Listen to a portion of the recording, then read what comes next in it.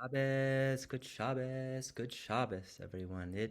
This is for the Shabbat of the 29th of Iyar. Shabbat will be the 44th day of the Omer. 6 more days until Shavuot.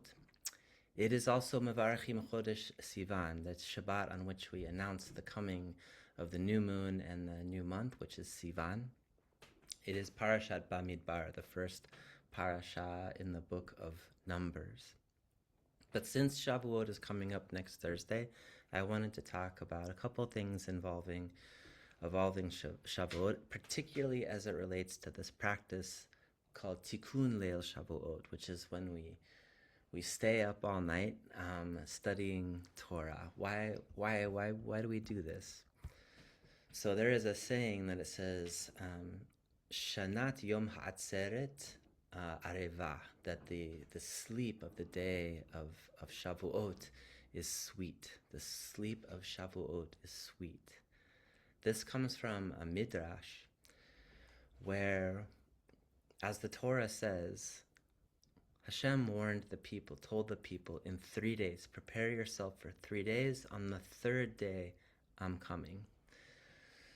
So you would expect on that night before the third day that people might have trouble sleeping. You might think that the coming of the Melech Malchei HaMelachim, the king who is the king of all kings, the Adon Olam, the Lord of all space-time, you might think that if that being was about to show up in your presence, you might have trouble sleeping. But in fact, what the Midrash says is that when God showed up on the third day, in the morning, that all the Israelites were asleep after having slept an entire night of very deep and comfortable sleep.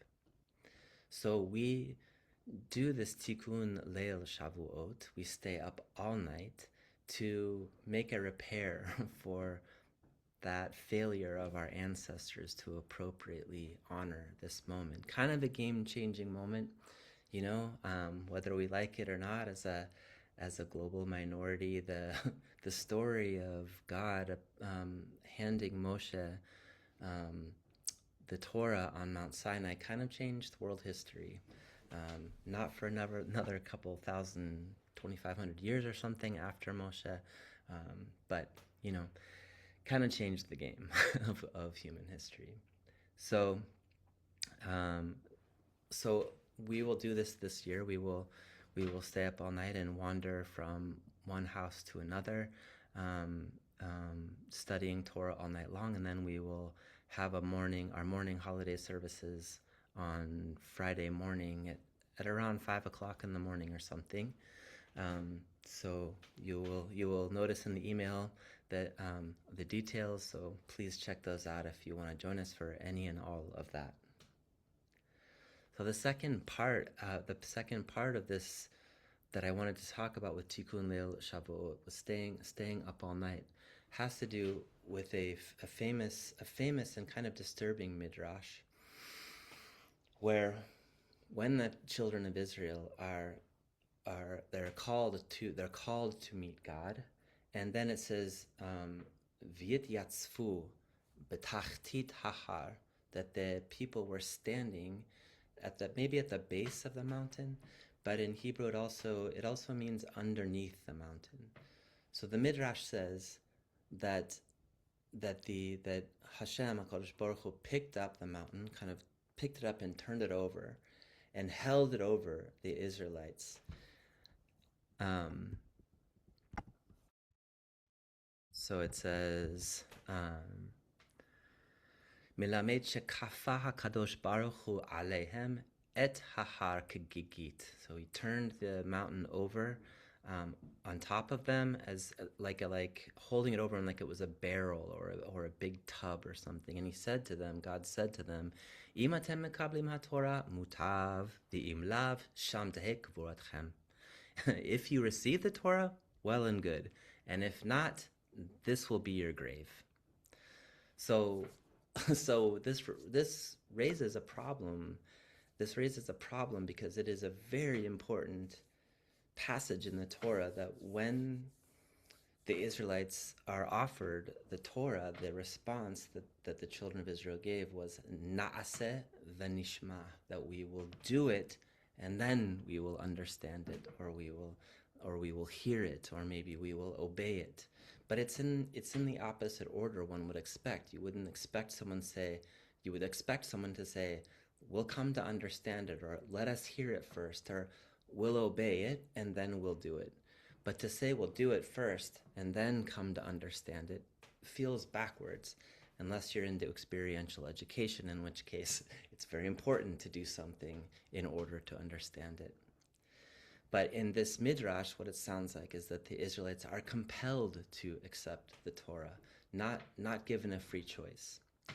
When you have the Israelites, the children of Israel, saying Na'aseh v'nishma, we will do it and then we will come to understand it, the allegory that's used oftentimes to describe that kind of relationship is a marriage, where when you're underneath the chuppah, you are making this commitment to this other person to really sanctify and differentiate this relationship from all other relationships out of love for the rest of your life. But the reality is, unless you've done it before, you have really no idea what that means, like really no idea. So there's something really beautiful about the Israelites agreeing to accept the Torah without actually really knowing what it would mean. In this midrash, though, challenges that, because it's not really a free choice. It's life or death. You either take it or God kills you. So in the Gemara, the passage continues that it was actually, I think it was Rava that says that Afal Pichen Hador Kabluha Bimei Achashverosh.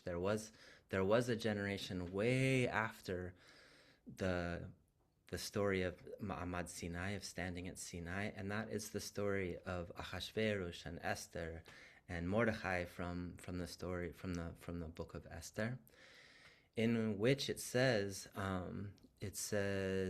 Dichtiv, as it says, Kimu v'kiblu haYehudim, the Jews upheld and received. So it actually matches that sort of counterintuitive order of the word. So first it says Kimu, they established, they upheld, v'kiblu, and they received. The Jews received.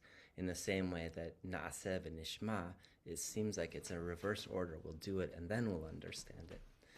But what Rava is saying in the Talmud is that at the time of Achashverosh, at the time of Mordechai, at the time of Esther, the Jews upheld what they had already received in the days of Moshe, and then it says v'kiblu. So they kimu, they upheld it, and v'kiblu. So they did both in this case. But again, this order is also kind of juicy if you're thinking about it in terms of experiential education, because in experiential education, you want to have an experience, you want to do something in order to understand it. And that's a critical part of the learning and a critical part of Jewish pedagogy as a result of these verses to this day.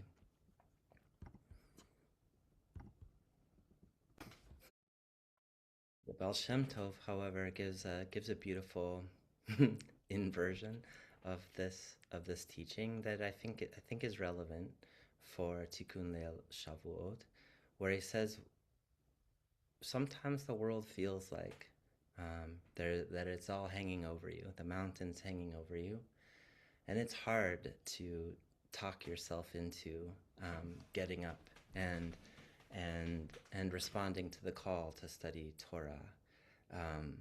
Or maybe it's because you are really tired and you want to go to sleep. But the effort that you put into rousing yourself to study Torah is part of that, is an expression of that na'aseh v'nishma, that we will do it and we will understand it. That is to say that at 2 o'clock in the morning when you're falling asleep and it's hard to stay awake to study Torah, you kind of rouse yourself with the group of people that you're studying with. You sort of na'aseh, you do it, and then by kind of rousing yourself to do it, or to rouse yourself to kayem it, to v'kimu it, to sustain it, to uphold it, then you open yourself to become receptive to new insights, when you actually put that effort in to work against what's kind of holding you back from this calling to study Torah. So wishing everyone Chag HaShavuot, Sameach, may it be a happy Shavuot, and a good Shabbos to everyone.